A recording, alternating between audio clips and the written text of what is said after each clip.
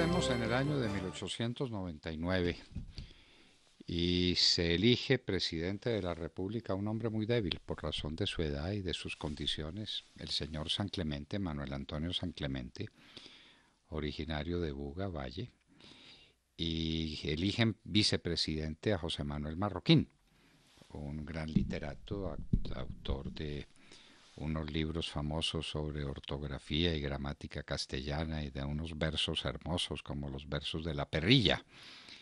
Pero eran los hombres para aquellos momentos conflictivos. El señor San Clemente no podía venir a Bogotá. En su ancianidad no tenía un corazón que le permitiera llegar a estas alturas. Y pidió permiso para desempeñarse su cargo en zonas más convenientes para su salud, como Anapoima y posteriormente como Villeta. El señor Marroquín no veía el momento de asumir la presidencia de la República, entre otras cosas porque en esa debilidad extrema del gobierno sucedió lo que muchos temían que sucediera. El Partido Liberal declaró la guerra, se alzó en armas en el departamento de Santander y empieza lo que se llama nada menos que la Guerra de los 1000 días, llamada así porque eso duró 3 años. 3 años de una confrontación insensata, terrible, espantosa, que dejó la República completamente asolada. Pero ahí está el recuerdo de aquellos generales por el Partido Liberal, Gabriel Vargas Santos, supremo director de la guerra, jefes rebeldes como Rafael Uribe Uribe, Benjamín Herrera, Foción Soto. El Partido Conservador se armó para defender al gobierno y fueron los jefes más importantes Próspero Pinzón, Manuel Casabianca, Nicolás Perdomo, Ramón González Valencia, que sería después presidente de la República, el Bayardo colombiano, Pedronel Ospina y Carlos Albán. Todo estaba servido, la guerra iba a empezar. Y no se sabía quién era el presidente. Y no había cuentas claras para defender la nación de aquella guerra que empezaba en Santander. Los peores acontecimientos, los más dramáticos, suelen surgir de la mano de personas débiles. No sabemos si el señor San Clemente a tan avanzada edad quería diálogos, pero tal vez los hubiera querido de estar en mejores condiciones de salud. Él era incapaz de enfrentar los desafíos que Colombia tuvo que enfrentar en su momento. Una Colombia que luego quedó en manos del señor Marroquín. El señor San Clemente fue definitivamente desplazado. El señor Marroquín, que tampoco era el hombre de las circunstancias. Pero de todas maneras se armaron los ejércitos conservadores y vino la lucha fratricida. Gobiernos débiles generan los más terribles acontecimientos en la historia de los países. Las debilidades vienen de la guerra y el que se humilla para evitar la guerra tiene la humillación y después tendrá la guerra, decía Winston Churchill. Eso pasó. ¿Por qué estalló la Segunda Guerra Mundial? Por los gobiernos débiles, socialistas, el gobierno de Chamberlain en la Gran Bretaña, que le abrió el espacio a Hitler. Chamberlain firmó papeles con Hitler, lo que le importaban a Hitler los papeles. Los gobiernos débiles de Francia, los gobiernos socialistas, dieron lugar a que Francia estuviera completamente desarmada e impreparada para la guerra con Alemania, como lo decía la acción francesa de Charles Maurras, a quien desde luego le decían extremista y alarmista, y resulta que Maurras tenía toda la razón, porque venía para Francia lo que finalmente llegó y sorprendió: un ejército muy disciplinado, muy capaz, pero sin mando, sin voluntad de mando, y entonces terminaron por entregarse a los alemanes. Aquí en Colombia fue la Guerra de los 1000 días, que produjo, entre otras cosas, como resultado la pérdida de Panamá.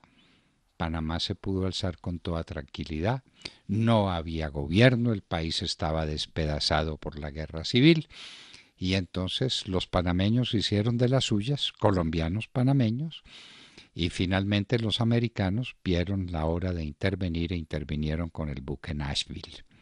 Hija esa intervención americana de la debilidad de Colombia en la Guerra de los 1000 días, que nos produjo, entre otras cosas, la pérdida definitiva de Panamá. La Guerra de los 1000 días. Los campos quedaron desolados. Oigan ustedes lo que decían los presidentes de entonces en aquel momento. Decía el presidente que estaba en Villeta, es decir, el señor San Clemente: cuando me encargué de la presidencia, la nación estaba dividida en bandos que por diversas tendencias dificultaban la acción del gobierno, a quien hacían infundada oposición. Lo más aflictivo era la penuria del tesoro, que ha venido sintiéndose desde tiempo muy atrás. En 9 meses de continuo combatir, el suelo de la patria ha sido inundado de sangre. Millares de colombianos han muerto en los campos de batalla. En los hospitales es considerable el número de heridos y el país se encuentra en completa ruina. El ejemplo de un país débil, de un gobierno débil que conduce a una situación crítica. El señor Marroquín se dirigió al país después el 1 de agosto. Me he visto en la imperiosa e ineludible necesidad de no desatender la potente voz de la opinión pública que de tiempo atrás viene clamando por el restablecimiento de un gobierno justiciero, probo y enérgico para el bien, que por medios rápidos y adecuados procure la terminación de la pavorosa guerra que hoy desangra y postra la República. Incapacitado el primer mandatario para residir en la capital de la República y para dirigir los negocios públicos por sí mismo, y con la atención y consagración que demanda la acción ejecutiva en todos los países, y señaladamente en los regidos por un gobierno netamente presidencial como el que nuestras instituciones consagran, la opinión pública venía clamando de tiempo atrás por el restablecimiento de la normalidad legal.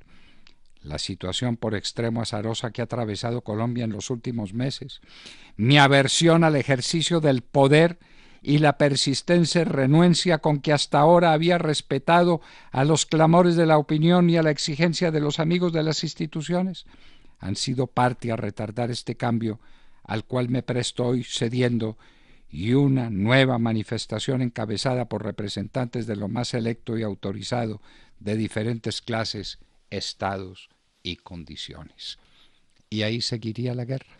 San Clemente hablaba a los 9 meses de empezada la contienda, 270 días, que duraría luego 1000 días, y que terminaría militarmente con la batalla de Palo Negro, el hecho de armas más grande de toda la América del Sur en toda la época.